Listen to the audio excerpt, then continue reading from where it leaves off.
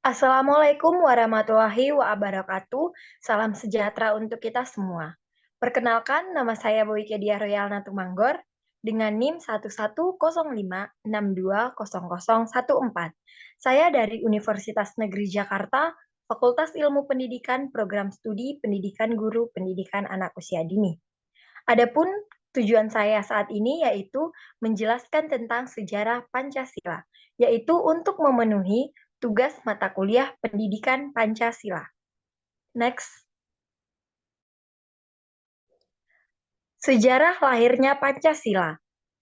Proses sejarah konseptualisasi Pancasila melintasi rangkaian perjalanan yang panjang setidaknya dimulai sejak awal 1900-an. Nah, dalam bentuk rintisan-rintisan gagasan untuk mencapai sintesis antarideologi dan gerakan seiring dengan proses penemuan Indonesia sebagai kode kebangsaan bersama. Proses ini ditandai dengan kemunculan sebagai organisasi pergerakan kebangkitan, yaitu Bodi Utomo, SDI, SI, Muhammadiyah, NU, Perhimpunan Indonesia, dan lain-lain. Partai politik yaitu Indisce, Partai PNI, Partai-Partai Sosialis PSII, dan lain-lain, serta Sumpah Pemuda. Perumusan konseptualisasi Pancasila dimulai pada masa persidangan pertama Badan Penyelidik Usaha-Usaha Persiapan Kemerdekaan Indonesia atau BPUPKI tanggal 29 Mei sampai 1 Juni 1945. Rumusan Soekarno tentang Pancasila kemudian digodok melalui Panitia 8 yang dibentuk oleh Ketua Sidang BPUPKI. Lalu dibentuk Panitia 9 yang menyempurnakan rumusan Pancasila dari pidato Soekarno ke dalam rumusan versi Piagam Jakarta pada 22 Juni 1945. Nah, fase pengesahan dilakukan tanggal 18 Agustus 1945 oleh PPKI yang menghasilkan rumusan final Pancasila yang mengikat secara konstitusional dalam kehidupan bernegara.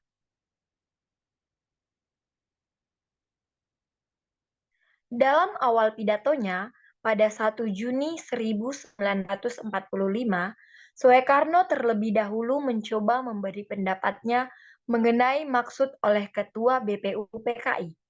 Setelah itu, Soekarno menawarkan rumusan tentang 5 prinsip atau sila yang menurutnya merupakan titik persetujuan segenap elemen bangsa. Rumusan kelima prinsip tersebut diuraikan sebagai berikut. Yang pertama itu ada kebangsaan Indonesia. Kedua, internasionalisme atau perikemanusiaan. Yang ketiga, mufakat atau demokrasi. Yang keempat, kesejahteraan sosial. Yang kelima, ketuhanan yang berkebudayaan. Demikian pada tanggal 1 Juni 1945, Soekarno mengemukakan pemikirannya tentang Pancasila, yaitu nama dari 5 dasar negara Indonesia yang diusulkannya berkenaan dengan permasalahan di sekitar dasar negara Indonesia merdeka.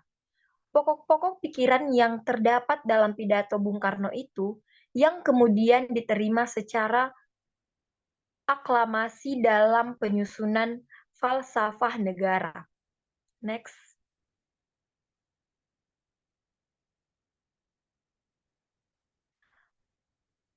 Pada akhir masa persidangan pertama, Ketua BPUPKI membentuk panitia kecil yang bertugas untuk mengumpulkan usul-usul para anggota yang akan dibahas pada masa sidang berikutnya, yaitu pada tanggal 10 sampai 17 Juli 1945.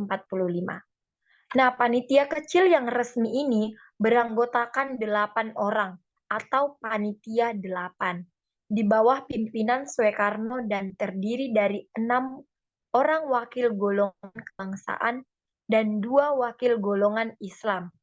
Panitia 8 ini terdiri dari Soekarno, Muhammad Hatta, Muhammad Yamin, H. Marimis, M. Mutarjo, Kator Hadikoesomo, Oto Iskandardinata, atau golongan kebangsaan, Ki Bagus Hadikoesomo, dan Ki Hajar Wacid Hasim, golongan Islam.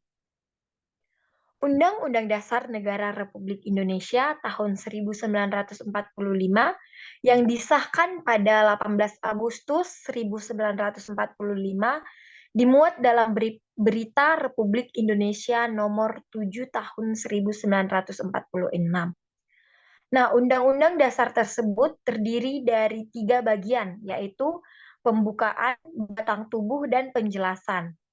Rumusan 5 dasar sebagai tercantum dalam pembukaan Undang-Undang Dasar Negara Republik Indonesia tahun 1945, yaitu sebagai berikut. Yang pertama, ketuhanan yang Maha Esa. Yang kedua, keadilan yang adil dan beradab. Yang ketiga, persatuan Indonesia. Yang keempat, kerakyatan yang dipimpin oleh hikmat, kebijaksanaan dalam permusyawaratan perwakilan. Yang kelima, keadilan sosial bagi seluruh rakyat Indonesia. Next.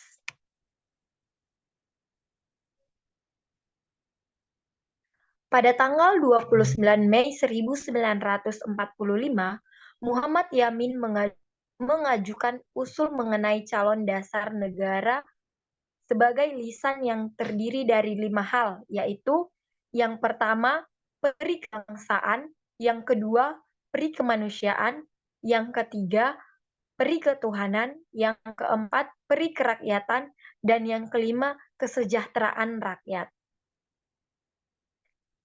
Selain secara lisan, Muhammad Yamin juga mengajukan usul secara tertulis, yaitu yang pertama, ketuhanan yang Maha Esa, yang kedua, persatuan Indonesia, yang ketiga, rasa kemanusiaan yang adil dan beradab, yang keempat, kerakyatan yang dipimpin oleh hikmat kebijaksanaan dalam permusyawaratan perwakilan, yang kelima, keadilan sosial bagi seluruh rakyat Indonesia.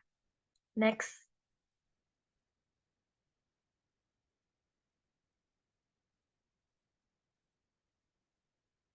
Kemudian, pada tanggal 1 Juni 1945, Insinyur Soekarno atau Bung Karno mengajukan usul mengenai calon dasar negara, yaitu yang pertama, nasionalisme atau kebangsaan Indonesia. Yang kedua, internasionalisme atau perikemanusiaan. Yang ketiga, mufakat atau demokrasi. Yang keempat, kesejahteraan sosial. Kelima, ketuhanan yang berkebudayaan. Kelima hal ini oleh Bung Karno diberi nama Pancasila. Lebih lanjut, Bung Karno mengemukakan bahwa kelima sila tersebut dapat diperas menjadi trisila, yaitu sosio-nasionalisme, sosio-demokrasi, dan ketuhanan. Selanjutnya oleh Bung Karno, 3 hal tersebut masih bisa diperas lagi menjadi ekasila, yaitu gotong royong.